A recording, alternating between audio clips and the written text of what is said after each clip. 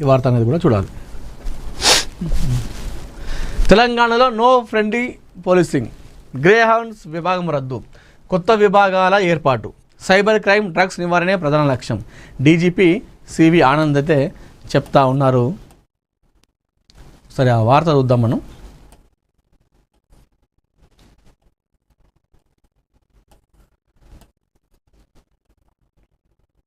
సామాన్య ప్రజలను మేము ఎల్లప్పుడూ గౌరవిస్తాం.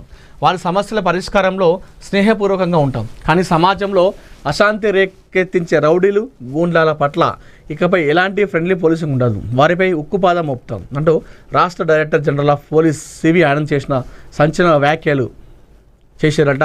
బుధవారం ఆదిలాబాద్ జిల్లా కేంద్రంగా జరిగిన ఉన్నత స్థాయి పోలీస్ సమీక్ష సమావేశంలో పాల్గొన్న ఆయన రాష్ట్రంలో శాంతి భద్రతల పరిరక్షణ, భవిష్యత్ సవాళ్ళను ఎదుర్కోవడానికి పోలీస్ శాఖ సన్నద్ధతపై సుదీర్ఘంగా చర్చించారట. ఈ ప్రతిష్టాత్మక సమావేశానికి ఆ రేంజ్ ఐజీలు, జిల్లా ఎస్పీలు, ఇతర ఉన్నతాధికారులు పెద్ద ఎత్తున హాజరయ్యారు. ఈ సందర్భంగా ఆయన పోలీస్ వ్యవస్థలో తీసుకురాబోతున్నటువంటి విప్లవాత్మక మార్పులను వివరించారట.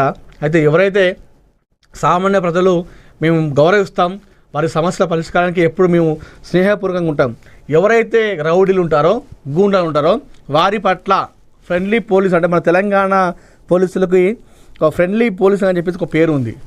అయితే అది కేవలం సామాన్య ప్రజల పట్లనే ఫ్రెండ్లీ పోలీసింగ్. గూండాలు, రౌడీల పట్ల మేము విచక్షణగానే ఉంటామని చెప్పేసి చెప్పడం జరిగింది. అంటే వారి పట్ల ఫ్రెండ్లీ పోలీసింగ్ లాగైతే ఉండము, ఫ్రెండ్లీ పోలీసులుగా ఉన్నాము, కఠినంగా వ్యవహరిస్తాం వారి పట్ల చెప్పడం జరిగింది. సో సివి ఆనంద్ గారు చేసిన వ్యాఖ్యల్ని సమర్థించవచ్చు.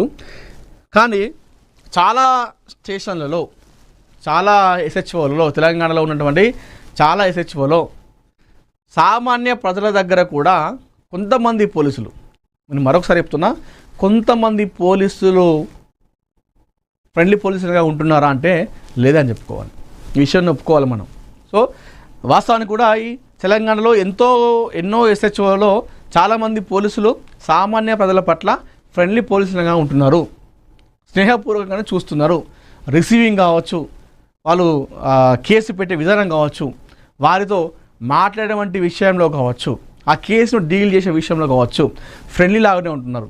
కానీ తెలంగాణలో కొన్ని ఎస్హెచ్ఓలలో కొంతమంది పోలీసులు సామాన్య ప్రజల పట్ల కూడా ఫ్రెండ్లీ పోలీసింగ్ అనేది చూపెట్టలేదు. ఇక్కడ మీరు ఏ విధంగా అయితే రౌడీలు, గూండాల పట్ల నో ఫ్రెండ్లీ పోలీసింగ్ అని చెప్పేసి ఎలా చెప్తున్నారో, కొంతమంది పోలీసులు మాత్రమే సామాన్య ప్రజల పట్ల కూడా నో ఫ్రెండ్లీ పోలీసింగ్ అనే రూల్ని పాటిస్తూ ఉన్నారు, ఇష్టానుసారంగా వివరిస్తూ ఉన్నారు, బూతులతో రెచ్చిపోతూ ఉన్నారు. సామాన్య ప్రజల పట్ల కూడా కొంతమంది ఒక లోపలికి వెళ్తే సరైన రిసీవింగ్ ఉండదు. మనకు చాలామంది పాపం వాళ్ళకి తెలియదు ఎట్లా పోవాలి, ఎట్లా కేసు పెట్టాలనే విషయంలో వెళ్ళినప్పుడు ఎంతమందికి రిసీవ్ చేసుకోవాలండి. కొందరు అయితే అటు పోతే ఇటు పోమంటారు, ఇటు పోతే అటు పోమంటారు.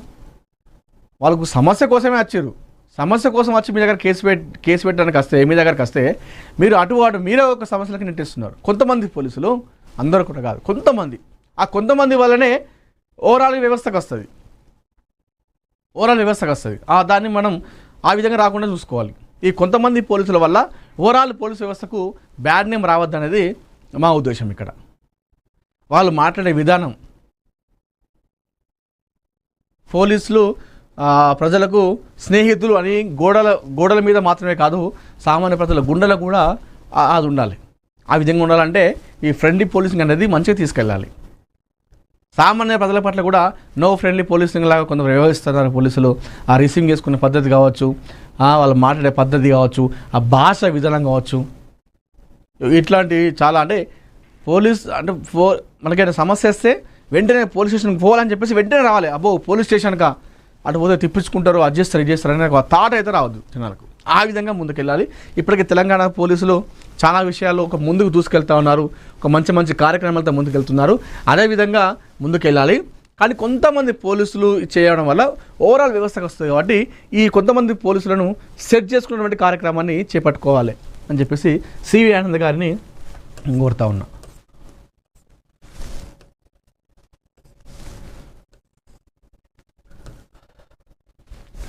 హైదరాబాద్కి మకుట యమనంగా ఫ్యూచర్ సిటీ, FGDA కార్యాలయాన్ని ప్రారంభించిన సీఎం రేవంత్ రెడ్డి. తెలంగాణ ఆదాయంలో 60% భాగస్వామ్యం భాగ్యనగరానిదే. బీఆర్ఎస్ రద్దయిన 1000 రూపాయల నోటు లాంటిది. భవిష్యత్ నగరాన్ని రద్దు చేస్తామంటే బండకేసి కొడతారట.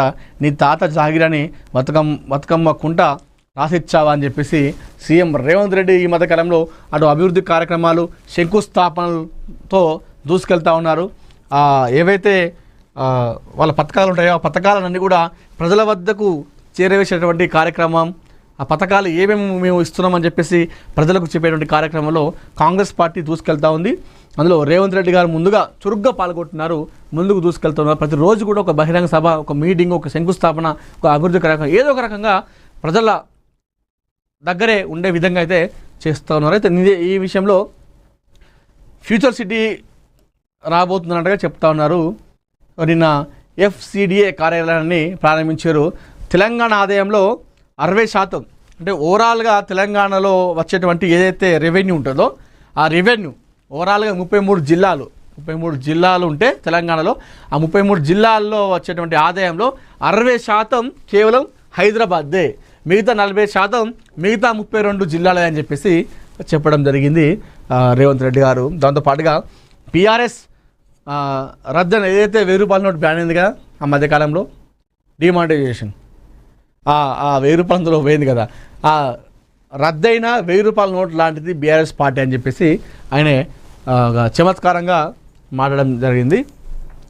భవిష్యత్తు నగరాన్ని రద్దు చేస్తామంటే బండకేసి కొడతారు. మేము ఫ్యూచర్ సిటీ చేస్తూ ఉన్నాము, దీన్ని మీరు అడ్డుకునే ప్రయత్నం చేస్తే ఆపాలని చూస్తే జనాలు బండకేసి కొడతారని చెప్పేసి చాలా గట్టిగా చెప్పారు రేవంత్ రెడ్డి గారు. భవిష్యత్ నగరాన్ని రద్దు చేయొద్దు, దీనికి అడ్డంకులు సృష్టించద్దు, దీనికి మీరు కూడా వచ్చి సపోర్ట్ చేయాలి అని చెప్పేసి చెప్పడం జరిగింది రేవంత్ రెడ్డి గారు. దాంతోపాటుగా నీ తాత జాగీర్ అని బతుకమ్మ కుంట రాసిచ్చావా? బతుకమ్మ కుంటను ఈ మొన్న లాస్ట్ టైం దసరా టైంలోనే బతుకమ్మ కుంటను ఒక మంచిగా చేసి అక్కడ చాలా కబ్జా గురైతే దాన్ని అంతా కూడా గవర్నమెంట్ ల్యాండ్లోకి తీసుకొని ఆ బతుకమ్మ కుంటను ఒక చాలా మంచిగా చేసి అక్కడ దగ్గరైతే ఎవరెవరు ఉంటారో అందరూ కూడా అక్కడ బతుకమ్మ ఆడుకునే విధంగా కూడా ఆ బతుకమ్మ కుంటను చేయడం జరిగింది. అది నీ తాత జాగీర్ అని బతుకమ్మ కుంట రాసిచ్చామని చెప్పేసి బీఆర్ఎస్ పార్టీ పైన, కేసీఆర్ పైన తీవ్ర స్థాయిలో మండిపడ్డారు రేవంత్ రెడ్డి గారు.